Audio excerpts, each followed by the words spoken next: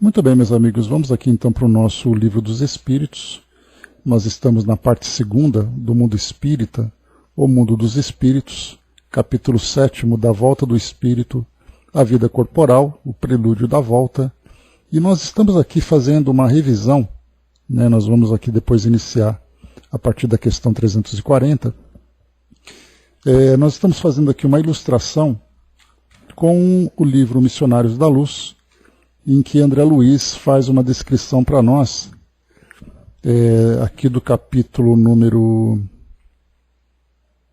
Preparação de Experiências, onde André Luiz vai descrever para nós, juntamente com o mentor Alexandre, a reencarnação de Segismundo, né, que é um dos clássicos capítulos que tratam da preparação de uma reencarnação.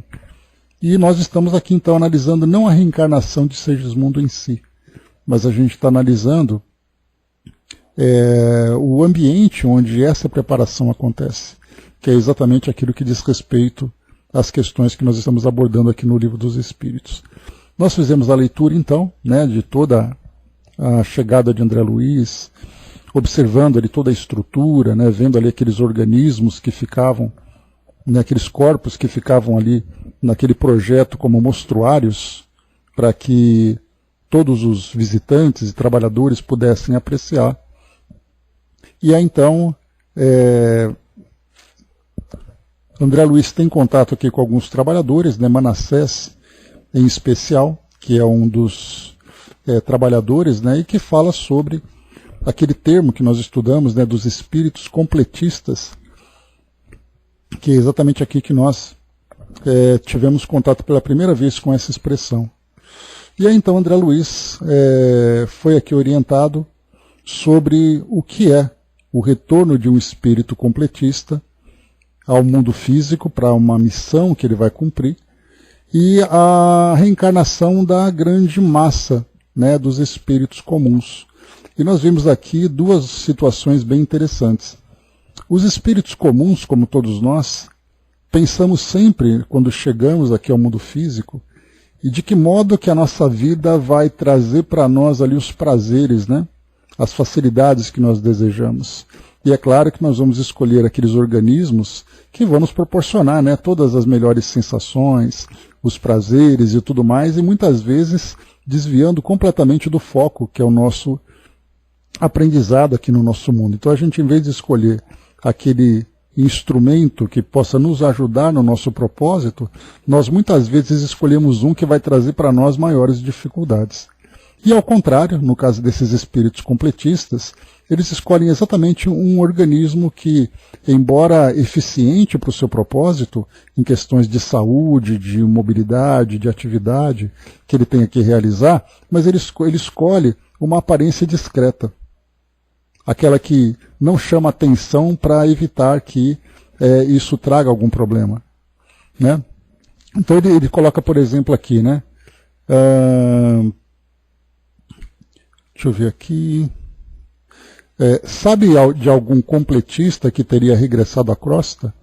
Interroguei. Sim. Naturalmente, continuei curioso, terá escolhido um organismo irrepreensível. Meu novo companheiro mostrou significativa expressão fisionômica e acentuou. Nenhum dos que tenho visto partir, embora os méritos de que se encontram revestidos, escolheram formas irrepreensíveis quanto às linhas exteriores. Solicitaram providências em favor da existência sadia, preocupando-se com a resistência, equilíbrio, durabilidade e fortaleza do instrumento que os deveria servir, mas pediram medidas tendentes a lhes atenuarem o magnetismo pessoal, em caráter provisório, evitando-se-lhes a apresentação física muito primorosa, ocultando assim a beleza de suas almas para a eficiente garantia de suas tarefas. Assim procedem, porquanto vivendo a maioria das criaturas no jogo das aparências, quando na crosta planetária, incumbir-se-iam elas próprias de esmagar os missionários do bem, se lhes conhecessem a verdadeira condição através das vibrações destruidoras da inveja, do despeito, da antipatia gratuita e das disputas injustificáveis. Em vista disso, os trabalhadores conscientes, na maioria das vezes, organizam seus trabalhos em moldes exteriores menos graciosos, fugindo por antecipação ao influxo das paixões devastadoras das almas em desequilíbrio. Então, olha que interessante. Bom dia, Marli. Algo que fica como lição para todos nós, né? Porque quando ele coloca lá em cima que pediram medidas tendentes a lhes atenuarem o magnetismo pessoal. Ou seja, aquela atração, a atração física que geralmente um indivíduo provoca sobre outros pelo fato de se apresentar dentro daquela beleza do padrão da sociedade, fazendo com que as pessoas se aproximem por interesse, se aproximem por causa das sensações, e não é difícil de pensarmos que o próprio indivíduo também, tomado por esse ambiente e por todas essas provocações, acabem muitas vezes cedendo a isso, a essa tendência. Né? Claro que nós falamos aqui de espíritos que se mostram sendo já completistas, né, em suas últimas existências, se mostrem bastante conscientes disso, mas estando no mundo como o nosso, em espíritos em processo de evolução, né, a gente lembra da história do Chico, que é só uma coisa bem simplesinha, né, mas quando ele colocava, né, a história da peruquinha que ele usava, né, que Emmanuel até pensou, né, por que você está fazendo isso? Ele fala, é minha mesmo, eu ponho porque eu quero pôr. Né? Então a ideia daquela pequena fagulha de vaidade que possa surgir, imaginemos então se o indivíduo se apresenta totalmente envolvido nesse campo das sensações e da atração física. Né? Então, quer dizer, a prevenção para aquele missionário consciente é a melhor ação nesse momento. E André Luiz segue então, nós vimos esse trechinho aqui no encontro passado, então nós seguimos aqui agora, vamos lá.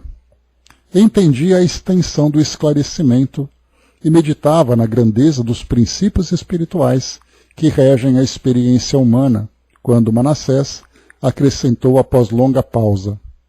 As mentes juvenis, olha nós aqui, quais crianças no mundo, brincam com o fogo das emoções. Todavia, os espíritos amadurecidos, normalmente quando chegam à situação de completistas, abandonam toda a experiência que os possa distrair no caminho da realização da vontade divina. Então aqui, né, mostrando a maturidade, o que é para nós, né, o brincar com o fogo das emoções e o fogo das sensações, né, que acaba sendo ali um dos caminhos que infelizmente nos levam a essas quedas profundas que nós demoramos tanto depois para o nosso reerguimento. Em seguida, convidado pelo meu novo amigo, penetrei numa das dependências consagradas aos serviços de desenho. Né? Então, lembrando que nós estamos aqui no Livro dos Espíritos, quando nós vimos aqui a questão 336, ou melhor aqui, 335, né? Cabe ao espírito a escolha do corpo em que ele reencarne, ou somente a do gênero de vida que lhe sirva de prova. Pode também escolher o corpo, porquanto as imperfeições que este apresente ainda serão para o espírito provas que lhe auxiliarão no progresso, se vencer os obstáculos que lhe oponha. Nem sempre, porém, lhe é permitida a escolha do seu invólucro corpóreo, mas simplesmente a faculdade de pedir que seja tal ou qual. Então aqui nós vimos nessa 335 exatamente essa questão, porque nós temos ali aqueles espíritos que querem escolher o seu corpo físico, e essa escolha estará relacionada exatamente ali pelo seu esclarecimento, pelas suas tendências, né, fazendo com que espíritos mais esclarecidos foquem no propósito de suas reencarnações, enquanto espíritos ainda em processo de evolução ainda se deixem levar pelas tendências da sensualidade, do materialismo, das emoções. Né? Então aqui, aqueles que têm condições de participar desse planejamento e aqueles ali que ficam alheios, sendo ali designados ou participando parcialmente. Então nem tudo sim, nem tudo não. Cada espírito ali se apresenta numa condição para colaborar ou é convidado a participar desse processo. Então aqui agora, André Luiz, então, ele vai... penetrei numa das dependências consagradas aos serviços de desenho. Pequenas telas demonstrando peças do organismo humano estavam ordenadamente em todos os cantos. Tinha a impressão fiel de que me encontrava num grande centro de anatomistas, cercados de auxiliares competentes e operosos. Espalhavam-se desenhos de membros, tecidos, glândulas, fibras, órgãos de todos os feitios e para todos os gostos. Como sabe, observou Manassés cuidadoso, no serviço de recapitulação ou de tarefas especializadas na superfície do globo, a reencarnação nunca pode ser vulgar. Para isso trabalham aqui centenas de técnicos em questões de embriologia e biologia em geral, no sentido de orientar as experiências individuais do futuro, de quantos irmãos se ligam a nós no esforço coletivo. Olha que curioso, né? E algo também aqui que é importante lembrar, nós tínhamos, infelizmente eu perdi esse conteúdo, mas era do espírito Alfredo, lembra daquelas psicografias, o Alamar Regis, já desencarnado, ele participava dessas atividades numa casa espírita e ele tinha permissão para gravar o áudio daquilo que acontecia nessa reunião. E o Alfredo, ele era um espírito que havia sido um trabalhador daquela instituição aqui em São Paulo. Bom dia, embaixador. Daquela instituição aqui em São Paulo, e aí depois ele fazia a transcrição e ele então compartilhava esse conteúdo. E numa dessas comunicações, não sei se eram 16 ou 14 comunicações que traziam ali naquele bate-papo, né, que ele desenvolvia com os amigos, né, tendo ali pessoas que aceitavam com muita alegria essa participação dele, e outros que resistiam, achando que a reunião mediúnica não era para esse tipo de finalidade, né? Então, criava ali um clima com um bem-estar com o outro e coisa e tal. Bom dia, Brás. Então, criava aquele clima. Mas ele falava numa das passagens que perguntavam para ele, né? Porque era uma conversa aberta, né? De troca de ideias, né? Um perguntava, o outro respondia, coisa e tal. E aí foi perguntado para ele, né? Alfredo, você conhece Nosso Lar? Ele falou, não conheço. E aí as pessoas ficaram espantadas. Como assim não conhece Nosso Lar? Todo mundo conhece o Nosso Lar, né? E ele falava assim, não, vocês se enganam. Nosso Lar, ela se tornou popular por causa do livro. Mas, na verdade, nós temos ali incontáveis colônias no plano espiritual em que as pessoas não ficam fazendo turismo de uma colônia para outra. Tanto que na nossa visão, né, todo mundo quer desencarnar e ir para Nosso Lar para poder tirar foto ali na frente do Ministério do Planejamento, no portão, aquela coisa toda, né? Achando que ali é Paris.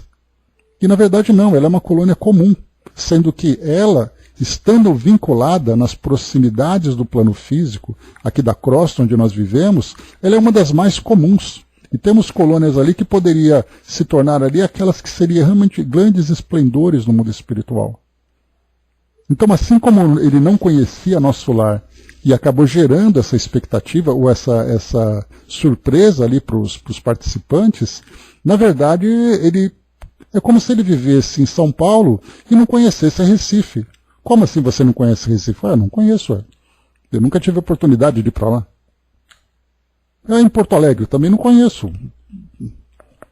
Então, quer dizer, é uma colônia comum. E aí, então, nós temos dentro dessas colônias, cada uma delas com determinadas especialidades. Algumas trabalham com esse preparo que Nosso Lar tem de receber espíritos, de trabalhar com planejamentos de novas reencarnações, etc., enquanto que outras são dedicadas a estudos, a determinados tipos de trabalho. Então não é assim, uma colônia ela é autossuficiente, em que tudo acontece naquele local. Existe ali, né, uma distribuição dessas tarefas e cada um com a sua necessidade. E aqui, nesse ponto em que nós estamos aqui observando, também ainda tem isso, né, Mami? Então, quer dizer, você vai para Nosso Lar fazer o que lá? Só para passear pelas praças? Só para poder conhecer aquilo que o livro mostrou? Né? Então, quer dizer, essa visão que André Luiz trouxe, ela é para nós uma visão que nós podemos estender de um modo geral. Porque se o Nosso Lar se encontra ali na região do Rio de Janeiro, conforme ele trouxe para nós, imaginemos uma colônia em cima de Nova York, uma colônia em cima de Paris, uma colônia em cima de Tóquio. Quer dizer, cada religião ali tem a sua peculiaridade e a sua particularidade, né? Então no plano espiritual existe toda essa distribuição, até mesmo aquelas colônias que são dedicadas a determinados tipos, né, de espíritos ali de acordo com a sua necessidade, o seu grau evolutivo, a forma como ele desencarna, assim como nós vimos lá na cidade do Porto, em Portugal, o Hospital Maria de Nazaré, dedicado exatamente ao acolhimento de suicidas, lá daquela região, como nós vimos no estudo que nós fizemos, né? Então tudo isso, assim, existe uma grande organização no mundo espiritual. Então aqui isso que André Luiz está trazendo para nós é um departamento, é um serviço feito nessa colônia. Pode ser que em outras colônias isso não aconteça. Assim como pode também existir em outras colônias atividades muito estranhas àquilo que aconteça em nosso lar, aquilo que acontece em nosso lar. Né? Vamos lá então, seguindo. Sentindo espontânea veneração, contemplei os servidores que se inclinavam atenciosos, arquitetando o porvir de muitos companheiros. Como era complexa a oportunidade de renascer, que atividades intensas exigiam dos benfeitores espirituais. Ao meu gesto de estranheza, respondeu Manassés numa síntese expressiva. Você não ignora que os homens ainda selvagens ou semi-selvagens, embora utilizando os recursos sempre sagrados da natureza, edificam suas habitações em moldes mais simples e rudimentares. Todavia, o homem que já atingiu certo padrão de ideal, desenvolvendo faculdades superiores, constrói o lar organizando plantas prévias, né? Então nós temos ali as reencarnações que são quase que automáticas, aquelas que seguem apenas o fluxo natural da nossa biologia, e existem aqueles planejamentos em que o organismo apresenta características que são muito específicas para aquilo que o espírito vai desenvolver. E algo até interessante que a gente pode estender muito mais, naquela comunicação que nós conversamos a respeito da desencarnação de animais, que os espíritos trouxeram para nós ali de esclarecimento, falavam para nós, né, de que modo que acontece a reencarnação dos animais. E aí os espíritos responderam, né, o espírito respondeu naquela comunicação que eu comentei com vocês, que existem laboratórios no plano espiritual que trabalham com espíritos nesse grau evolutivo, com esses princípios inteligentes. Então imaginemos, por exemplo, numa savana africana, aquelas manadas, aqueles grupos de animais que transitam por ali, como que acontece o processo de reencarnação dele? Significa simplesmente que existe uma fecundação no organismo terrestre e automaticamente essa fecundação atrai do plano espiritual um princípio inteligente? Ou é o plano espiritual que determina quem são os princípios que vão reencarnar? Então a gente vê que no caso de animais, no caso de seres humanos, existe ali um processo que nós desconhecemos completamente. Exatamente por falta de informações, porque isso ainda não foi explorado dentro dos estudos da doutrina espírita. Porque o propósito, né, a gente lembra desde o início, lá no começo dos trabalhos de Kardec, era trazer para nós um entendimento básico, mas principalmente focando no processamento, né, na transformação moral da humanidade. E com o passar do tempo, conforme a gente vai amadurecendo, e o nosso conhecimento se expandindo e se aprofundando, nós vamos então adentrando nesses pormenores que existem no mundo espiritual que nós desconhecemos. É aquele trabalho falando, por exemplo, sobre o suicídio, é aquele trabalho falando, por exemplo, sobre esses planos diversos do mundo espiritual, é aquele trabalho falando sobre desencarnação, sobre reencarnação, e aí então é como se fosse ali um trabalho acadêmico, em que de tempos em tempos nós vamos observando novos trabalhos que vão surgindo, fazendo com que o conhecimento ele vá se aprofundando, saindo daquele lato sensus, aquele conhecimento geral, e entrando agora no stricto sensus, que é aquele conhecimento específico de cada tema, de cada ponto. Nós chegamos a ter, agora nem tanto, né, faz tempo que não sai nada, mas nós tivemos alguns pesquisadores dentro da doutrina, como por exemplo a doutora Ivênia Prado, que se dedicou ao estudo dessa parte veterinária, pela própria profissão dela. E nós tivemos outros autores de obras que também traziam para nós esse tema. Mas agora já não se fala mais nisso. Quer dizer, significa que o assunto se esgotou? Pelo contrário, aquele foi apenas o início.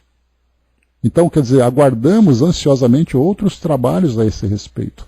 Assim como pesquisas, por exemplo, sobre pesquisas acadêmicas aqui terrenas a respeito do mundo espiritual.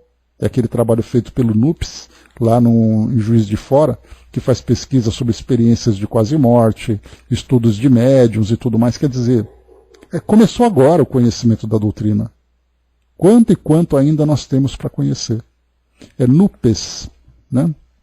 Núcleo de Estudos e Núcleo de Pesquisas Espíritas, alguma coisa assim. Isso. Pesquisa para nós aí, embaixador, qual é o significado do NUPES, que eu sempre me esqueço. Por gentileza.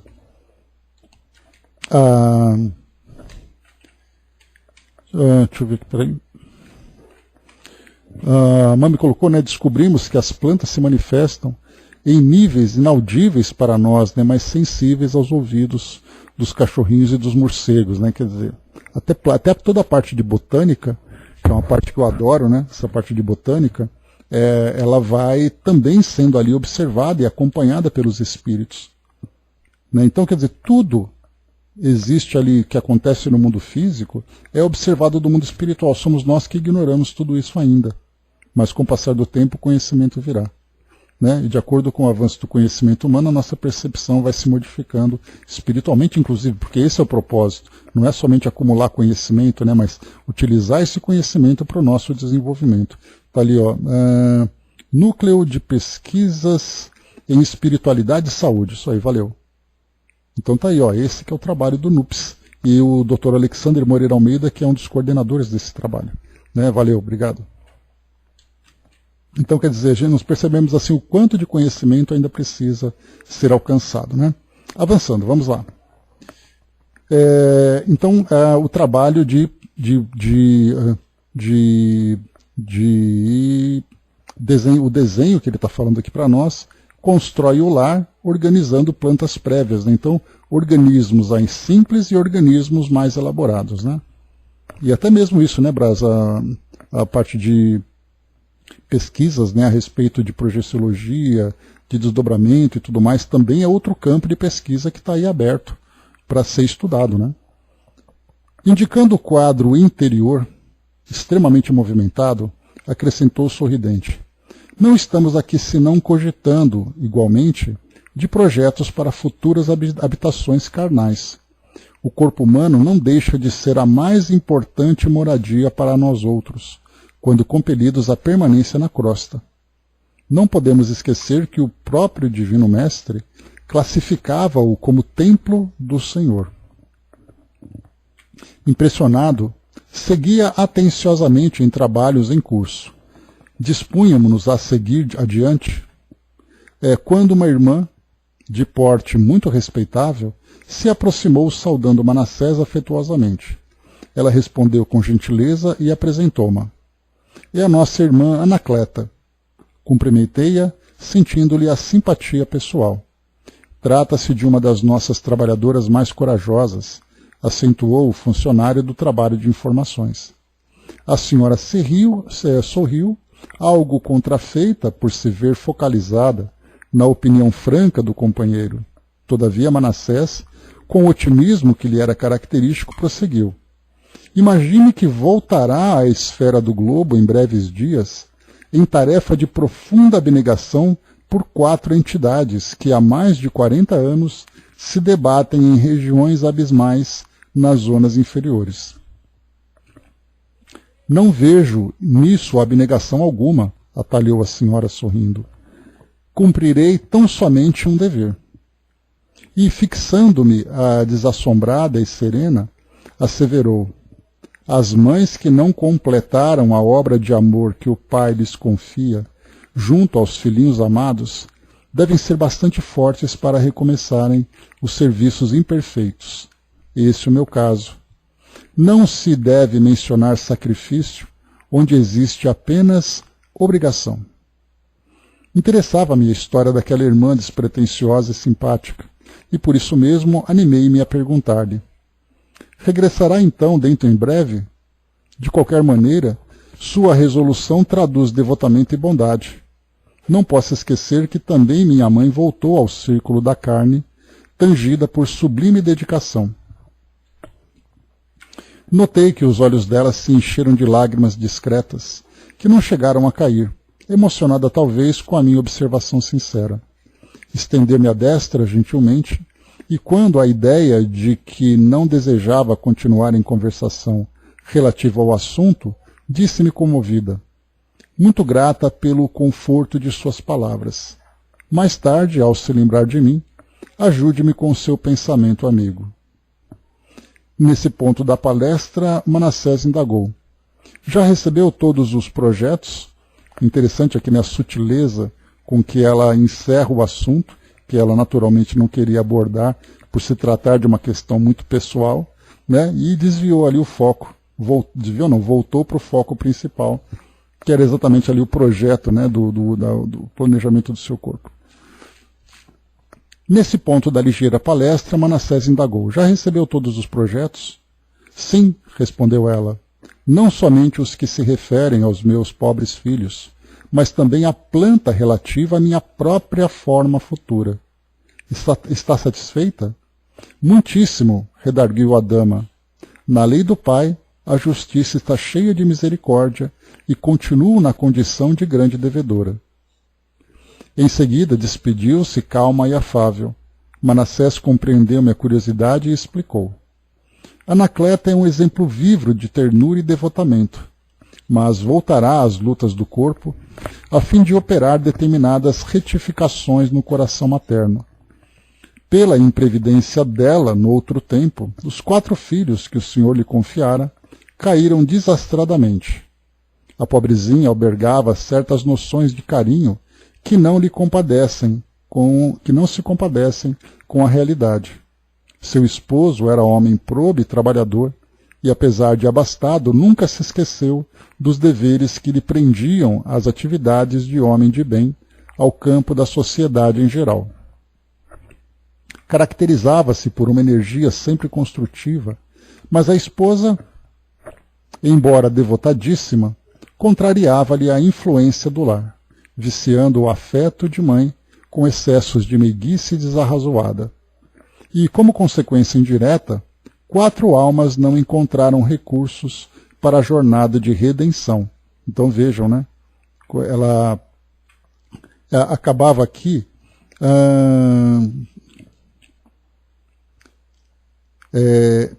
apesar de ser homem abastado, nunca se esqueceu dos deveres que lhe prendiam às atividades de homem de bem ao campo da sociedade em geral.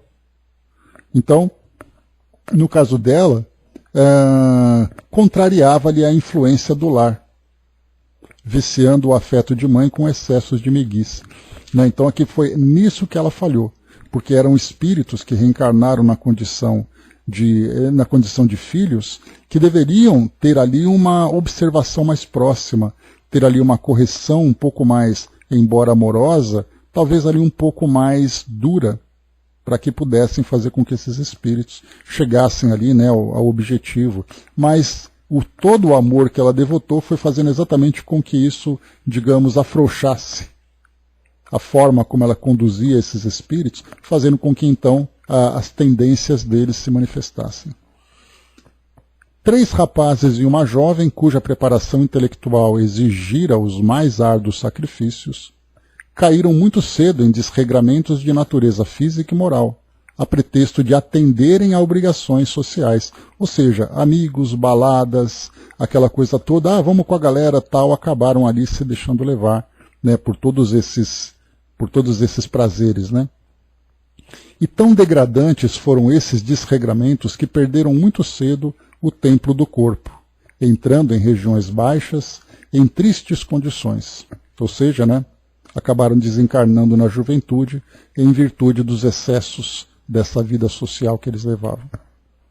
Anacleta, contudo, voltando ao campo espiritual, compreendeu o problema e dispôs-se a trabalhar afanosamente para conseguir não só a reencarnação de si própria, senão também a dos filhos que deverão segui-la nas provas purificadoras da crosta. Quantos anos gastaram para obter semelhante concessão? Perguntei impressionado. Mais de 30. Imagino-lhe os sacrifícios futuros, exclamei. Sim, esclareceu Manassés, a experiência ser-lhe-á bem dura, porque 2 dos rapazes deverão regressar na condição de paralíticos, um na qualidade de débil mental, e para ajudá-la na viuvez precoce, terá tão somente a filha, que por si mesma será também portadora de prementes necessidades de retificação. Então olha só, né? Todos os filhos ali que desencarnaram nessa condição precoce acabaram ali adquirindo débitos significativos, e essa reencarnação vai fazer com que esses débitos se manifestem, e ela então vai ter que lidar com vários elementos ali, né, que vão se somando para fazer com que essa reencarnação seja bastante desafiadora para ela. Não só perderam, como agravaram ainda, né, o futuro, né, Brás? Porque não é essa questão, naquele tudo que é mal feito tem que ser feito 2 vezes, essa segunda vez é sempre mais complicada, né? Mas vamos lá. Né? E na verdade aqui, como a gente viu, não é somente eles perderam, né? A condução, eles eram espíritos que já tinham na programação esse desafio moral a enfrentar. E acabaram falhando nisso, mas era previsto que esse risco poderia existir. E aí então ela, na condição de mãe, talvez ali tivesse que ser um pouco mais austera na condução desses espíritos, né? Para conter exatamente essas inclinações. Mas vamos lá. Ia dizer de minha profunda surpresa, diante do mecanismo de introdução ao serviço reencarnacionista, quando outra irmã se acercou de nós procurando por Manassés. Depois das saudações afetivas, explicou-se ela gentil, dirigindo-se ao meu novo amigo. Desejo a sua obsequiosa interferência na retificação do meu plano.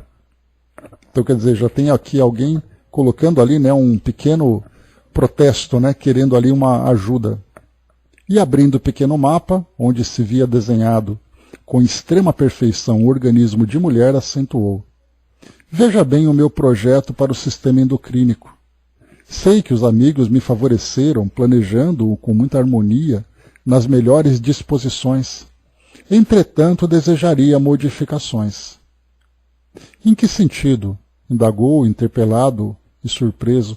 Observem aqui, ó, que esse trecho diz respeito exatamente ali até onde o espírito pode interferir no seu planejamento, né? O merecimento, a compreensão que ele tem. Né? Então tudo isso vai sendo somado nesse ponto. Em que sentido? Indagou o interpelado. A recém-chegada indicou os pontos do projeto onde se localizava o colo e falou: fui advertida por benfeitores daqui no sentido de não me apresentar na costa dentro de linhas impecáveis para a forma física e, em razão disso, para que eu tenha mais probabilidades de êxito em meu favor na tarefa que me proponho desempenhar, estimaria que a tireoide e as paratireoides não estivessem tão perfeitamente delineadas. Como sabe, Manassés, minha tarefa não será fácil. Devo reaver um matrimônio espiritual de grandes proporções. Preciso fugir de qualquer possibilidade de queda e a perfeita harmonia física me perturbaria as atividades. Observem que ela desejava, na verdade, acrescentar alguns desafios, tirando a perfectibilidade que foi colocada para ela e trazendo ali alguns desequilíbrios hormonais, para que essa luta física fosse para ela também um auxílio na sua regeneração. Então, na verdade, ela estava pedindo ali um auxílio para desequilibrar ali um ponto ou outro para que ela pudesse ser ajudada nesse sentido. O novo companheiro endereçou-me expressivo olhar e disse: tem razão, a sedução carnal é imenso perigo, não só para aqueles que emitem a sua influenciação, como também para quantos a recebem. Prefiro a fealdade corpórea, retornou ela. Não estou interessada num corpo de Vênus, e sim na redenção de meu espírito para a eternidade.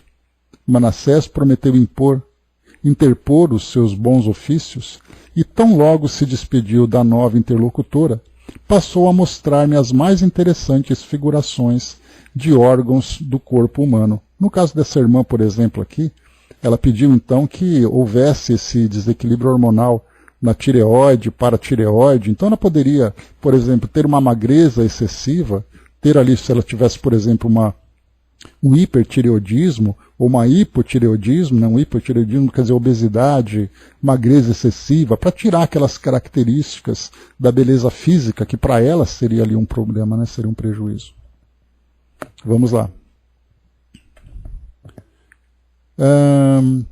Admirava, tomado de profunda impressão, aqueles gráficos numerosos que se alinhavam com absoluta ordem, demonstrando o cuidado espiritual que precede o serviço de reencarnações, quando meu amigo ponderou: a medicina humana será muito diferente no futuro, quando a ciência puder compreender a extensão e complexidade dos fatores mentais no campo das moléstias do corpo físico. Muito raramente não se encontram as afecções diretamente relacionadas ao psiquismo, com o psiquismo. Todos os órgãos estão subordinados à ascendência moral. As preocupações excessivas com os sintomas patológicos aumentam as enfermidades. As grandes emoções podem curar o corpo ou aniquilá-lo. Se isso pode acontecer na esfera de atividades vulgares das lutas físicas, imagina o campo enorme de observações que nos oferece o plano espiritual, para onde se transferem todos os dias milhares de almas desencarnadas em lamentáveis condições de desequilíbrio da mente. O médico do porvir conhecerá semelhantes verdades e não circunscreverá sua ação profissional ao simples fornecimento de indicações técnicas, dirigindo-se muito mais nos trabalhos curativos às providências espirituais, onde o amor cristão represente o maior papel. Desejando, porém, prosseguir nos esclarecimentos quanto ao serviço reencarnacionista, Manassés tomou o pequeno gráfico e apresentou-me as linhas gerais, e apresentando-me as linhas gerais acentuou: aqui temos o projeto de futura reencarnação de um amigo meu. Não observa certos pontos escuros, desde o cólon ascendente à alça sigmoide, toda a parte do final do intestino, ali do intestino grosso. Isso indica que ele sofrerá uma úlcera de importância nessa região, logo que chegue à maioridade física. Trata-se, porém, de uma escolha dele. E por que extrema curiosidade me vagueasse nos olhos, Manassés explicou: esse amigo, faz mais de 100 anos, cometeu revoltante crime, assassinando um pobre homem a facadas. Logo que se entregou ao homicídio, como acontece muitas vezes, a vítima desencarnada ligou-se fortemente a ele e da semente do crime que o infeliz assassino plantou, no momento, colheu resultados terríveis por muitos anos. Aqui no caso, o processo obsessivo, né? Como não ignora, o ódio recíproco opera igualmente vigorosa imantação e a entidade fora da carne passou a vingar-se dele todos os dias, matando-o devagarzinho, através de ataques sistemáticos pelo pensamento mortífero. Em suma, quando o homicida desencarnou, por sua vez, trazia o organismo perispiritual em dolorosas condições, além do remorso natural que a situação lhe impusera. Arrependeu-se do crime, sofreu muito nas regiões purgatoriais e, depois de largos padecimentos purificadores, aproximou-se da vítima, beneficiando-a em louváveis serviços de resgate e penitência.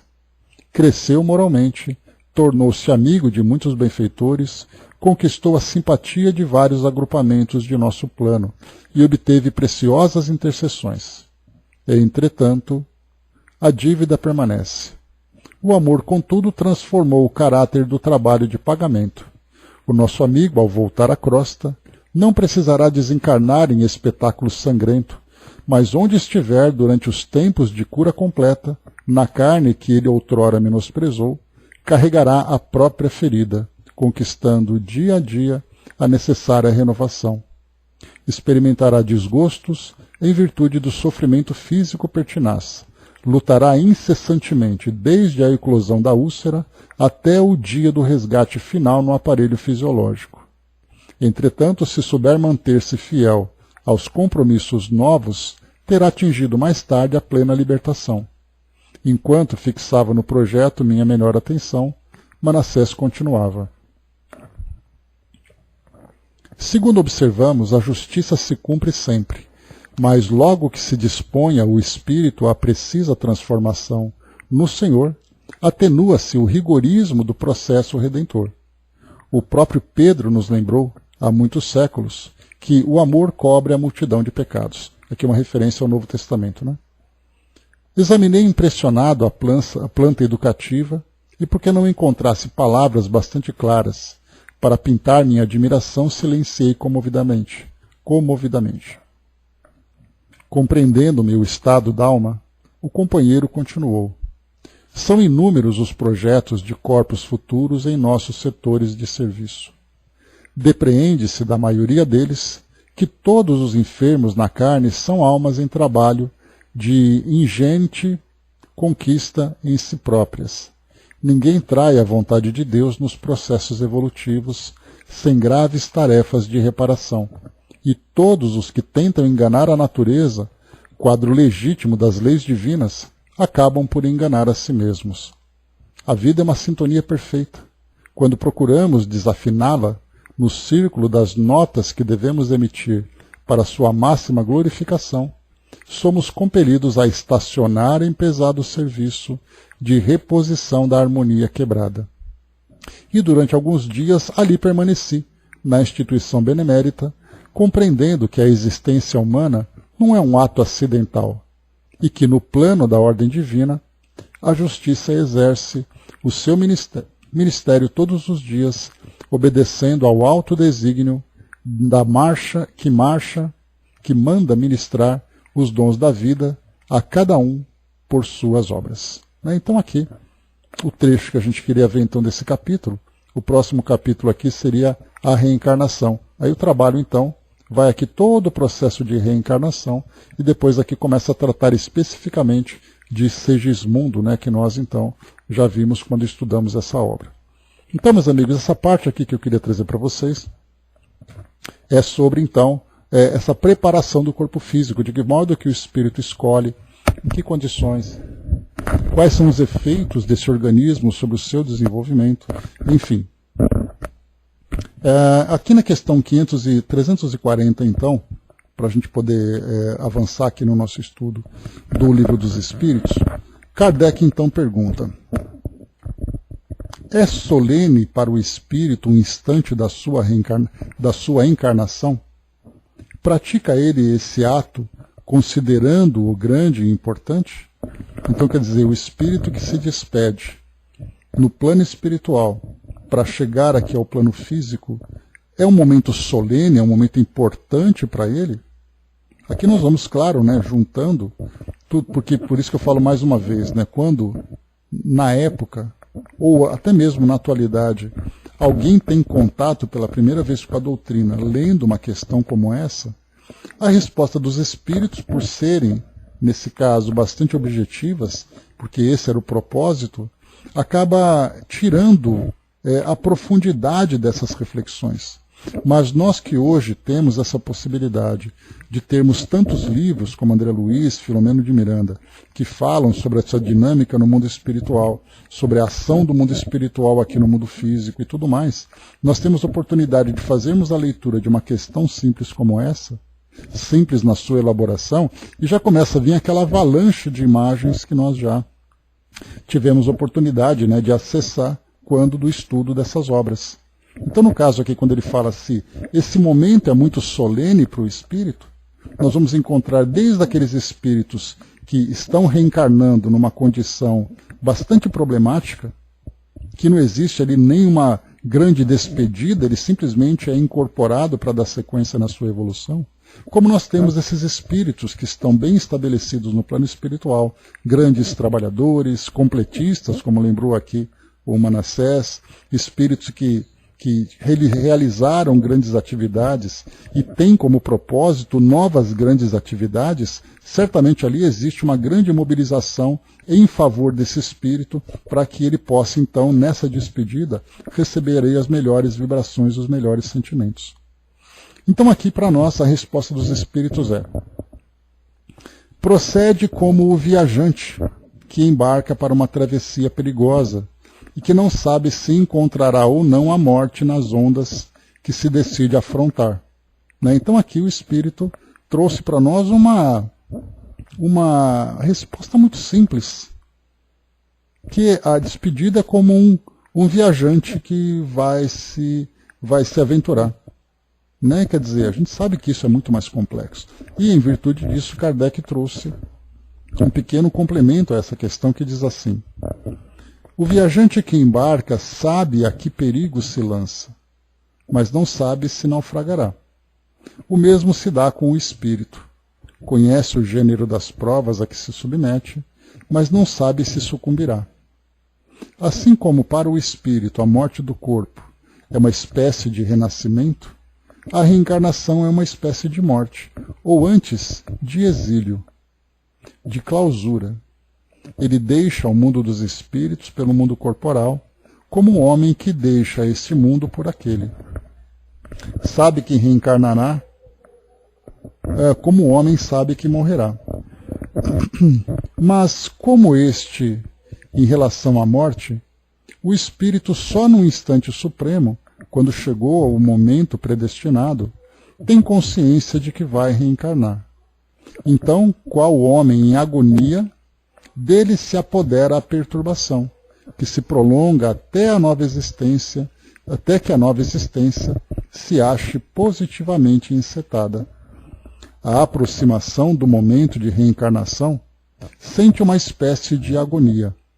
Né? E é interessante que essa agonia que vai se aproximando é exatamente ali, diretamente proporcional à dificuldade que ele vai enfrentar na sua reencarnação. E eu não falo, por exemplo, no caso que a gente viu dessa senhora, que André Luiz conheceu, que ela vai trazer ali uma missão, vai trazer ali sim grandes desafios, né, mas ela está plenamente consciente da sua condição, das suas necessidades e tudo mais, ela sente assim aquela apreensão. Né? Até porque, a gente vai lembrar sempre, que esse trabalho, o espírito quando ele vai numa missão como essa, numa reencarnação, em que ele vai cumprir uma tarefa que diz respeito exclusivamente a ele, é uma coisa. Porque ele conhece todo o seu potencial, ele conhece ali as suas virtudes, as suas fraquezas. Mas no caso dela, ela vai reencarnar com espíritos que já falharam anteriormente, e nesse caso ela não tem pleno controle do que vai acontecer. Ela vai fazer aquilo que cabe a ela poder ajudar esses espíritos, mas o auxílio efetivo depende deles. E aí a gente vai lembrar, né, no caso ali do Evangelho segundo o Espiritismo, que fala para nós, né, sobre honrar o vosso pai e a vossa mãe. Kardec tem ali uma passagem que ele complementa, colocando ali que o bom pai, o bom filho, a boa mãe, o mau filho, o mau pai, quer dizer, faz o seu papel no caso dela. Então ela vai ajudar esses espíritos, investindo ali todos os seus esforços e tudo mais, mas e se eles não cumprirem a parte deles? Aí ela certamente vai se sentir bastante frustrada e triste, entristecida, porque tentou ajudar e não pôde, e aí então vem uma nova reencarnação para poder ajudar novamente, e isso vai se prolongando. Então, quando você reencarna com objetivos pessoais, exclusivamente pessoais, você sabe ali até onde você consegue ir. E se você falhar, isso é um problema seu. Agora, quando você reencarna dependendo da boa vontade dos outros, aí se torna muito mais angustiante, certamente para ela, né? Por exemplo, né, Mami? Então, a reencarnação para ela tem consciência disso, mas a gente pode imaginar a expectativa, aquela angústia que bate no coração dela, de pensar, né, e se não der certo? E se tal coisa falhar? E mais ainda, imaginemos aqueles outros espíritos que vão reencarnar com esse propósito, pensando também na falha, ou então nas dificuldades que vão enfrentar.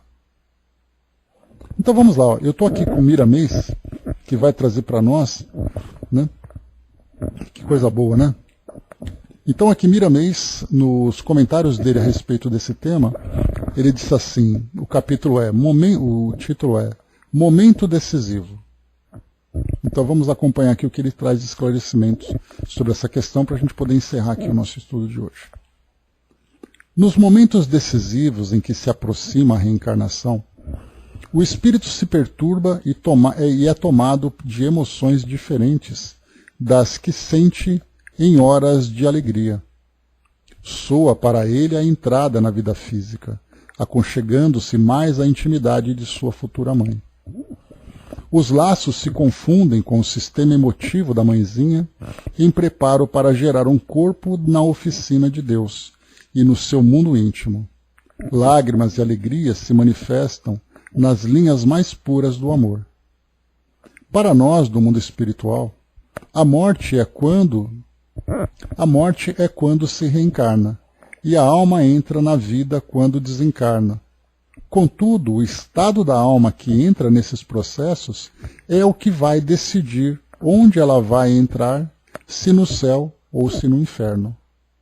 Copiando Jesus, tornamos a dizer: a felicidade começa na intimidade do espírito, como a água pura que se bebe se encontra no seio da terra. Devemos purificar nossa mente em todos os quadrantes do entendimento, fazer exercícios todos os dias para melhorarmos com Jesus, que Ele, sendo o nosso guia, não nos deixará desviar dos caminhos que nos levam à libertação. Ele tudo faz para compreendermos as leis de Deus, mas não pode compreender por nós. A nossa luz é individual, e somente nós, com as bênçãos de Deus, poderemos acendê-la, mostrando aos que têm os olhos de ver que estamos sendo escolhidos para o despertamento espiritual.